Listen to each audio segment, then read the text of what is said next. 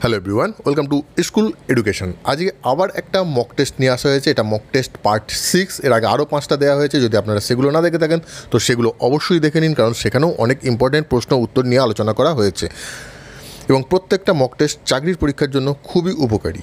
তো দেখে নেওয়া যাক এখানে কোন কোন প্রশ্ন আলোচনা করা হয়েছে। প্রথমেই যে প্রশ্নটা রয়েছে সেটা হচ্ছে বীজের অঙ্কুরোদ্গমে সাহায্য করে। এখানে অপশান দেওয়া রয়েছে অ্যাবসাইসিক অ্যাসিড, সাইটোকাইনিন, জিব্রেলিন, ইথিলিন। যে কোনো প্রশ্নের উত্তর আমি বলে দেওয়ার আগে আপনারা চেষ্টা করবেন তার সঠিক উত্তরটা আপনারা নিজে থেকে করে নেওয়ার। এবার তারপর আমি যখন বলবো তখন আপনারা মিলিয়ে নেবেন যে আপনারা যে উত্তরটা করেছেন সেটা সঠিক কি ভুল। এইভাবেই কিন্তু মক টেস্টগুলো এগোবে। তো এর সঠিক উত্তর হচ্ছে অপশান সি, জিব্রেলিন। বীজের অঙ্কুরোদ্গমে সাহায্য করে জিব্রেলিন।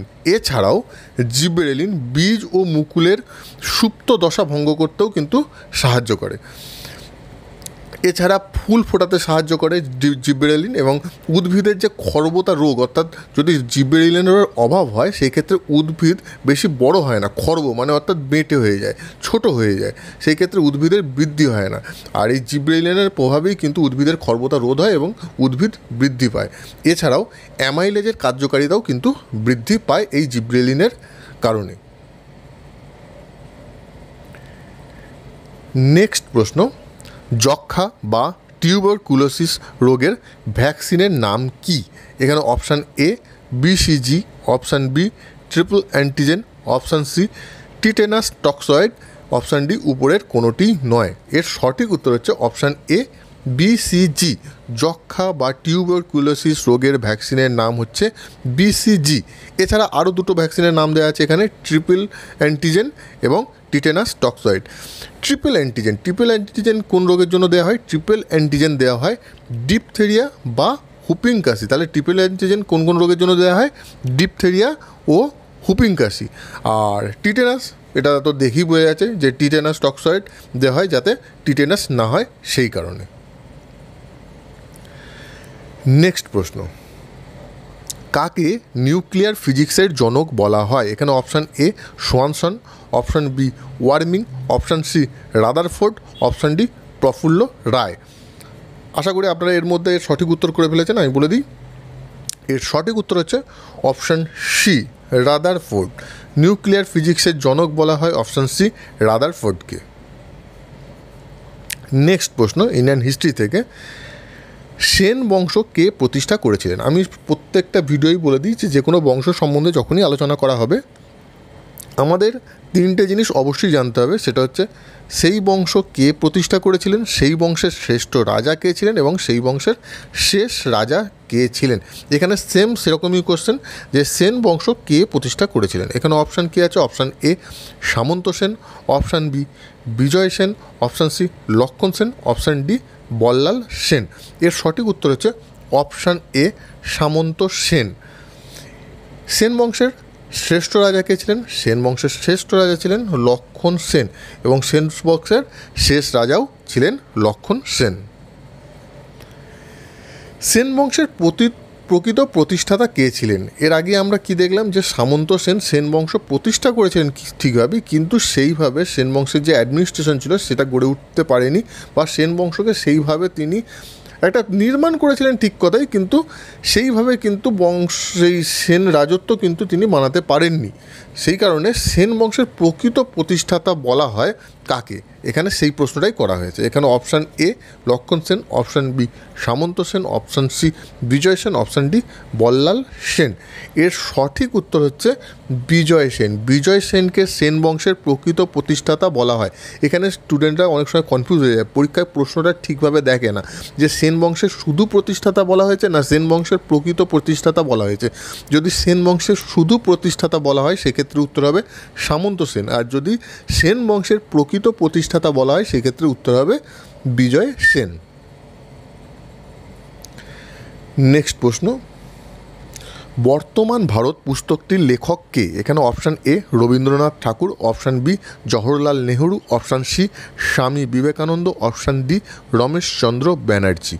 এর সঠিক উত্তর হচ্ছে অপশান সি বিবেকানন্দ। স্বামী বিবেকানন্দ বর্তমান ভারত পুস্তকটি লিখেছিলেন। এছাড়াও তার আরেকটি বিখ্যাত পুস্তক, তার অনেকগুলি পুস্তক বিখ্যাত আছে, এখান থেকে ইন্ডিয়ান হিস্ট্রি যেহেতু আমরা আলোচনা করছি, তো তার আরেকটি বিখ্যাত পুস্তক হচ্ছে প্রাচ্য ও পাশ্চাত্য। এটাও কিন্তু মাথায় রাখতে হবে, তার আরেকটি বিখ্যাত পুস্তক প্রাচ্য ও পাশ্চাত্য। নেক্সট প্রশ্ন, নিম্নলিখিত কোন ব্যক্তি রাওলাট কমিটির সদস্য ছিলেন না? প্রথমে ভালো করে পড়ে নিন, এখানে কি বলা হয়েছে, নেগেটিভে বলা হয়েছে যে ছিলেন না। নিম্নলিখিত কোন ব্যক্তি রাওলাট কমিটির সদস্য ছিলেন না? অনেক সময় স্টুডেন্টরা ঠিকভাবে তাড়াহুড়োর মধ্যে প্রশ্ন পড়ে না, তারা শুধুমাত্র দেখে নেয় রাওলাট কমিটির সদস্য ছিলেন ব্যাস এইটুকুই, তারপরে সঙ্গে সঙ্গে অপশান দেখতে শুরু করে দেয় আর ওখানেই অ্যান্সার ভুল করে। তো সুতরাং আমাদের সবার আগে পুরো প্রশ্নটা পড়তে হবে, সেটা পজিটিভে আছে না নেগেটিভে আছে সেটা আগে দেখে নিতে হবে। এখানে অপশান কী কী রয়েছে, sir Verney Lovett, C V Kumaraswamy Shastri, Prabhashchandra Mitra, S A ডাঙ্গে।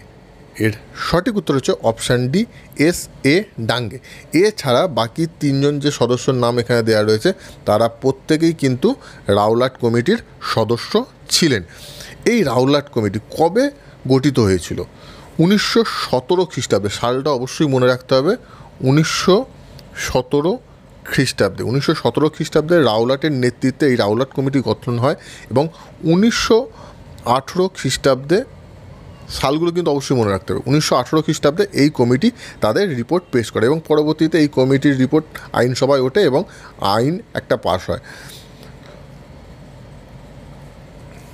এখনও পর্যন্ত আপনারা যদি এই স্কুল এডুকেশনাল চ্যানেল সাবস্ক্রাইব না করে থাকেন তো অবশ্যই সাবস্ক্রাইব করে নিন, যাতে আপনারা আমাদের প্রত্যেকটা ভিডিওর নোটিফিকেশান পেতে পারেন, প্রত্যেকটা ভিডিও দেখে আপনারা আপনাদের চাকরির পরীক্ষার প্রিপারেশান নিতে পারেন এবং আমাদের সঙ্গে যুক্ত থাকতে পারেন। এছাড়াও আমাদের Facebook page, school educational Facebook পেজেও আপনারা লাইক এবং ফলো করে রাখুন, কারণ ওখানেও কিন্তু অনেক ভিডিও দেওয়া হয়, অনেক কোশ্চেন অ্যান্সার নিয়ে আলোচনা করা হয়, এছাড়াও অনেক নোটস দেওয়া হয় যেগুলো আপনাদের চাকরির প্রিপারেশনের জন্য খুবই উপকারী হতে পারে।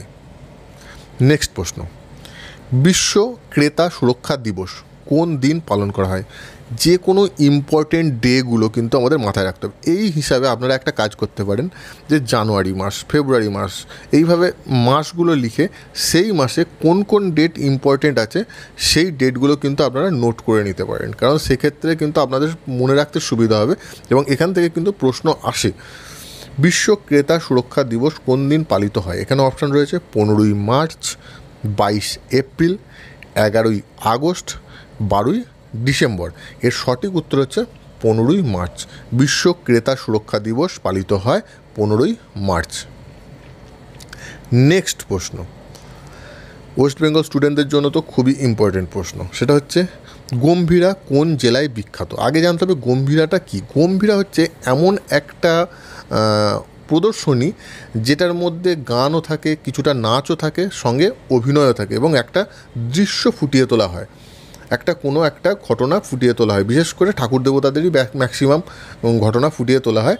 তো গম্ভীরা হচ্ছে এরকম ধরনের একটা প্রদর্শনী। এই গম্ভীরা কোন জেলায় বিখ্যাত? এখানে অপশান কী রয়েছে, option A Birbhum, option B Maldah, option C Purulia, option D Bankura. এর সঠিক উত্তর হচ্ছে অপশান বি, গম্ভীরা মালদহ জেলায় বিখ্যাত। এছাড়া আরও যে 3টে জেলা আছে সেই 3টে জেলায় কী কী বিখ্যাত আমরা দেখে নিই। বীরভূমে কী বিখ্যাত?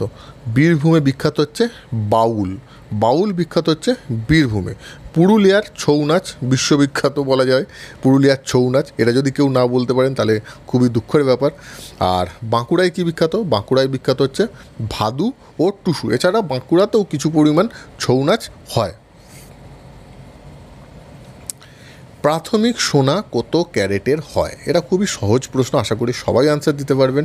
এখানে অপশান রয়েছে 20 ক্যারেট, 22 ক্যারেট, 24 ক্যারেট, 26 ক্যারেট। এর সঠিক উত্তর হচ্ছে প্রাথমিক সোনা। প্রশ্নটা কিন্তু ভালোভাবে দেখে নেবেন, প্রাথমিক সোনা, এর সঠিক উত্তর হচ্ছে 24 ক্যারেট, অপশান সি এর সঠিক উত্তর। এখানেই যদি থাকতো হলমার্ক সোনা বা গহনা সোনা প্রাথমিক কত মানে গহনা সোনা কত ক্যারেটের হয়?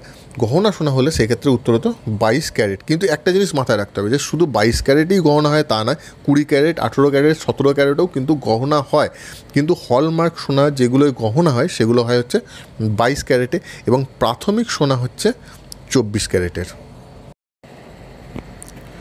এখানে নেক্সট প্রশ্ন, কোন রাজ্য কফি উৎপাদনে প্রথম? এখানে অপশান রয়েছে option A Telangana, option B Karnataka, option C Kerala, option D Odisha. আমাদের সবার আগে জানতে হবে যে কফি কোন জায়গায় বেশি উৎপাদন হয়। ভারতের যে ম্যাপ আছে সেই ম্যাপ হিসাব করে আমাদের কিন্তু ভাবতে হবে। আমরা যদি দেখি যে কফি উৎপাদন সবথেকে বেশি কোন দিকে হয়, সেটা হচ্ছে সাউথ ইন্ডিয়ার দিকে, অর্থাৎ দক্ষিণ ভারতের দিকে কফি উৎপাদন সবথেকে বেশি হয়। আর চা কোন দিকে হয়? চা হয় north and north east side, অর্থাৎ পশ্চিমবঙ্গের দার্জিলিং সবার জানা যে চা উৎপাদনে সবথেকে বিশ্ববিখ্যাত। এছাড়া আসাম ভারতের মধ্যে সবথেকে বেশি পরিমাণ চা প্রডিউস করে। সুতরাং এইভাবে ম্যাপ হিসাব করেও কিন্তু আমাদের কিন্তু অনেক কিছু মাথায় রাখতে হবে। তাহলে কফি আমরা জেনে নিলাম কি, কফি ম্যাক্সিমাম উৎপাদন হয় হচ্ছে সাউথ ইন্ডিয়া। এবার এখানে সাউথ ইন্ডিয়া বা দক্ষিণ ভারতের 4টে রাজ্যেরই নাম দেওয়া আছে, তেলেঙ্গানা, কর্ণাটক, কেরল, ওড়িশা। যদিও ওড়িশা সাউথ ইন্ডিয়া বা দক্ষিণ ভারতের রাজ্য নয়। সুতরাং এর সঠিক উত্তর হচ্ছে অপশান বি কর্ণাটক। কর্ণাটক রাজ্য কফি উৎপাদনে প্রথম। নেক্সট প্রশ্ন, ভারতে কোন ধর্মাবলম্বী মানুষের সংখ্যা সবথেকে কম? ভালো করে প্রশ্নটা কিন্তু পড়তে হবে। সবথেকে কম বলা হয়েছে, সবথেকে বেশি আমরা সবাই জানি যে হিন্দু ধর্ম ভারতের সবথেকে বেশি। তো এখানে ভারতের কোন ধর্মাবলম্বী মানুষের সংখ্যা সবথেকে কম বলা হয়েছে? এখানে অপশান রয়েছে খ্রিস্টান, শিখ, বৌদ্ধ, জৈন। এর সঠিক উত্তর হচ্ছে অপশান ডি জৈন। ভারতের জৈন ধর্মাবলম্বী মানুষের সংখ্যা সবথেকে কম। আজকের ভিডিও এই পর্যন্তই। আশা করি আপনাদের ভালো লেগেছে। ভালো লাগলে অবশ্যই লাইক করুন, কমেন্ট করুন, কমেন্টে জানান ভিডিওগুলো আরও কীভাবে বানালে আপনারা উপকৃত হবেন সেটা অবশ্যই কমেন্টে জানান। আর আপনারা যদি এখনও পর্যন্ত এই চ্যানেল সাবস্ক্রাইব না করে থাকেন তো অবশ্যই সাবস্ক্রাইব করে নিন, যাতে আপনারা আমাদের সঙ্গে যুক্ত থাকতে পারেন, আমাদের প্রত্যেকটা ভিডিওর নোটিফিকেশান পেতে পারেন এবং প্রত্যেকটা ভিডিও দেখে আপনারা আপনাদের চাকরির পরীক্ষার প্রিপারেশান নিতে পারেন। এছাড়া আমাদের স্কুল এডুকেশান যে ফেসবুক পেজ আছে সেই ফেসবুক পেজ লাইক এবং ফলো করুন, কারণ সেখানেও অনেক প্রশ্ন উত্তর আলোচনা করা হয়, অনেক নোটস দেওয়া হয় যেগুলো আপনাদের চাকরির পরীক্ষার জন্য অনেক উপকারী। আর ভিডিওটা যদি ভালো লাগে তো অবশ্যই সোশ্যাল মিডিয়ায় বিভিন্ন সাইটে শেয়ার করুন, যাতে অন্যান্য স্টুডেন্টরাও ভিডিওটা দেখে উপকৃত হতে পারে। সো এতক্ষণ সঙ্গে থাকার জন্য আপনাদের সবাইকে অসংখ্য ধন্যবাদ। Thank you.